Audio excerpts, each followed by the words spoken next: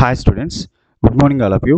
మనం వచ్చేటప్పటికి Andhra Pradesh public service కమిషన్కి సంబంధించి ఏపీ పొల్యూషన్ కంట్రోల్ బోర్డ్ ఏదైతే ఉందో, సో ఆ ఏపీ పొల్యూషన్ కంట్రోల్ బోర్డ్ నుంచి అనలిస్ట్ గ్రేడ్ 2 కోసము ఆంధ్రప్రదేశ్ పబ్లిక్ సర్వీస్ కమిషన్ వాళ్ళు నోటిఫికేషన్ ఇచ్చినారు.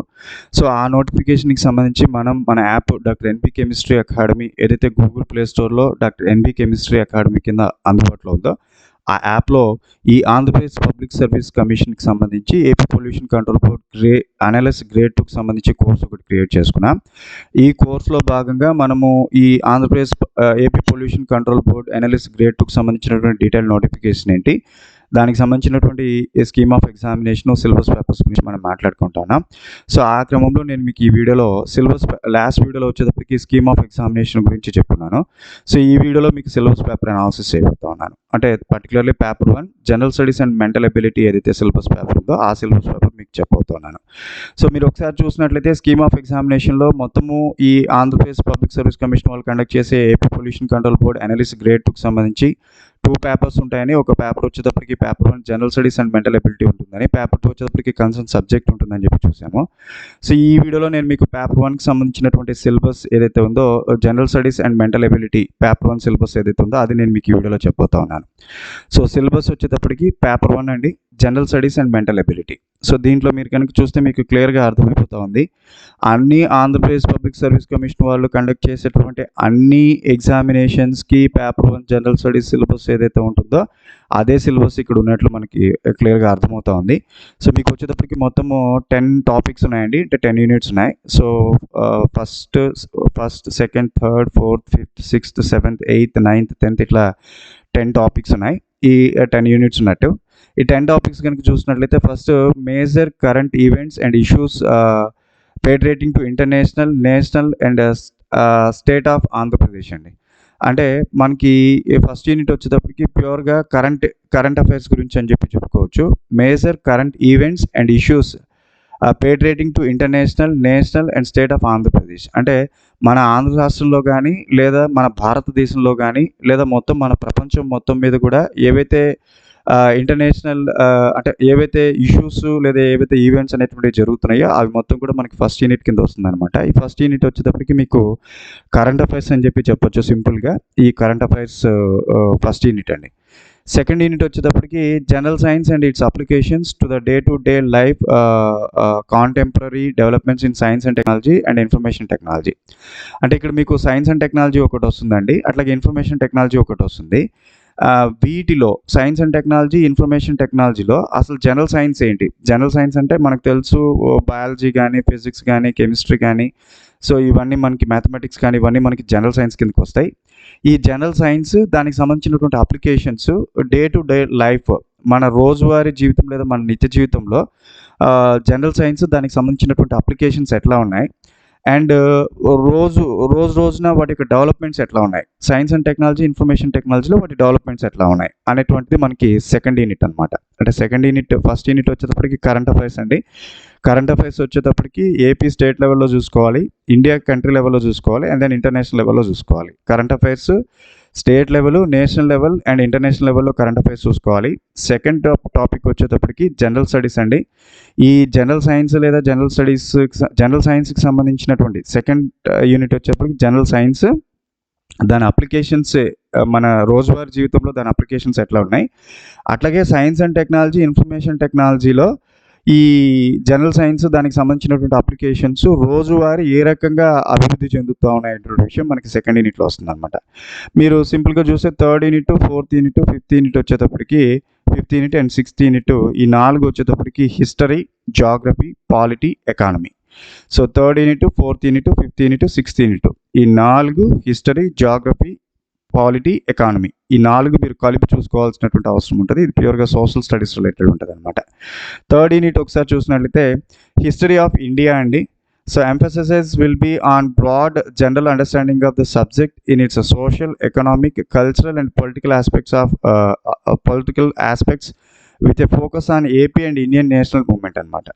అంటే మన భారత జాతికి సంబంధించినటువంటి కదలికల నుంచి, అంటే ఆంధ్రప్రదేశ్. సో ఇక్కడ మీరు హిస్టరీ వచ్చేటప్పటికి ఆంధ్రప్రదేశ్ అట్లాగే భారతదేశానికి సంబంధించిన ఏపీ హిస్టరీ, ఇండియన్ హిస్టరీ 2 చదవాల్సి ఉంటాయి.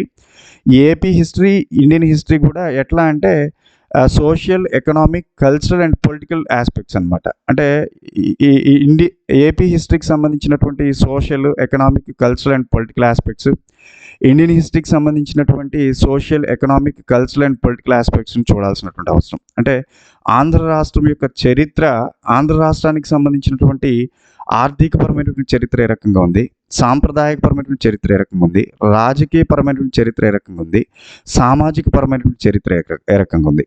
అట్లాగే భారతదేశానికి సంబంధించినటువంటి సామాజిక చరిత్ర, ఆర్థిక చరిత్ర, సాంప్రదాయక చరిత్ర, అట్లాగే రాజకీయ చరిత్ర. అంటే భారతదేశం యొక్క డెవలప్మెంట్ ఏ రకంగా జరిగింది, అసలు మనకు స్వతంత్రం రావడం ఏంటి, స్వతంత్రానికి ముందు భారతదేశం ఏ రకంగా ఉంది, స్వతంత్రం తర్వాత భారతదేశం ఏ రకంగా ఉంది, స్వతంత్రానికి ముందు భారతదేశానికి సంబంధించినటువంటి సామాజిక, ఆర్థిక, సాంప్రదాయక, రాజకీయ పరిస్థితులు ఎట్లా ఉన్నాయి, స్వతంత్ర అనంతరం భారతదేశానికి సంబంధించినటువంటి సామాజిక, ఆర్థిక, సాంప్రదాయక, రాజకీయ పరిస్థితులు ఎట్లా ఉన్నాయి. అట్లాగే ఆంధ్ర రాష్ట్ర అవతరణకు ముందు సామాజిక, ఆర్థిక, సాంప్రదాయక, రాజకీయ పరిస్థితులు ఎట్లా ఉన్నాయి, ఆంధ్ర రాష్ట్ర అవతరణ అనంతరం సామాజిక, ఆర్థిక, రాజకీయ పరిస్థితులు ఏ రకంగా ఉన్నాయనే విషయాన్ని మనము ఇక్కడ హిస్టరీ ఆఫ్ ఇండియాలో చదవాల్సినటువంటి అవసరం ఉందన్నమాట. ఇది మీకు 3rd యూనిట్. 4th యూనిట్ కనుక చూసినట్లయితే geography of India with focus on Andhra Pradesh.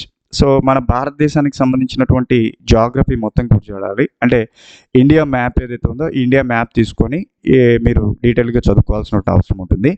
Focus on Andhra Pradesh, మన ఆంధ్ర రాష్ట్రాన్ని దృష్టిలో పెట్టుకొని భారతదేశానికి సంబంధించినటువంటి జాగ్రఫీ ఏ రకంగా ఉందన్నటువంటి విషయాన్ని మీరు ఇక్కడ చదవాల్సినటువంటి అవసరం ఉంటుంది అనమాట. తర్వాత Indian polity and governance, so constitutional issues, public policy reforms and governance initiatives అనమాట. సో మన భారతదేశానికి సంబంధించినటువంటి పాలిటీ, రాజనీతి ఏదైతే ఉందో రాజకీయం గురించి చదవాల్సినటువంటి అవసరం ఉంటుంది.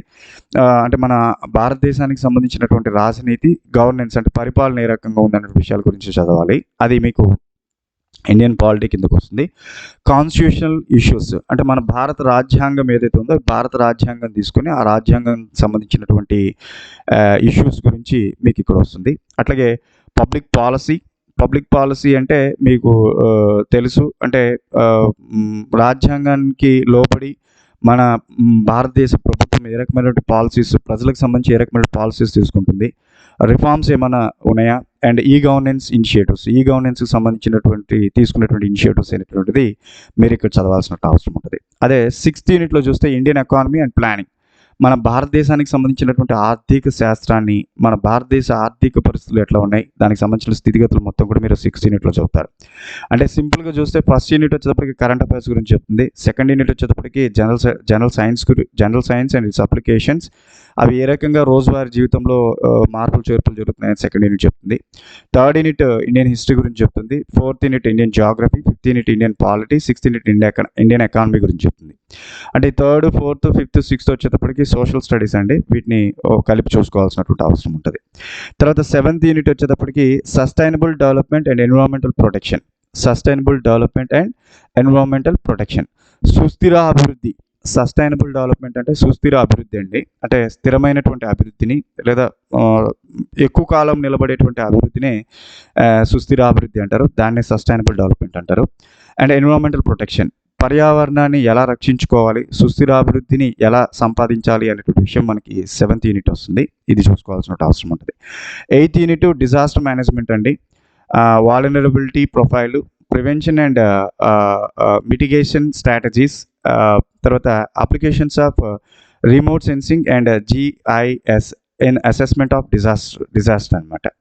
సో ఈ డిజాస్టర్ మేనేజ్మెంట్ మీకు జాగ్రఫీకి దగ్గరగా ఉంటుంది. మీరు జాగ్రఫీ చదివిన తర్వాత కనుక డిజాస్టర్ మేనేజ్మెంట్ చదివితే మీకు ఈజీగా అర్థమయ్యేదానికి అవకాశం ఉంటుంది. సో కాబట్టి మీరు ఫస్ట్ జాగ్రఫీ చదవండి, Indian geography with focus on Andhra Pradesh geography చదవండి. ఆ తర్వాత డిజాస్టర్ మేనేజ్మెంట్ చదవండి. మీకు చెప్పే క్లాస్ టీచర్స్ కూడా జాగ్రఫీ ఎవరైతే హ్యాండిల్ చేస్తారో వాళ్ళ డిజాస్టర్ మేనేజ్మెంట్ మీకు హ్యాండిల్ చేస్తారు, ఎందుకంటే రెండింటికి ఒకదానికొకటి ఇంటర్లింక్ ఉంటుంది కాబట్టి.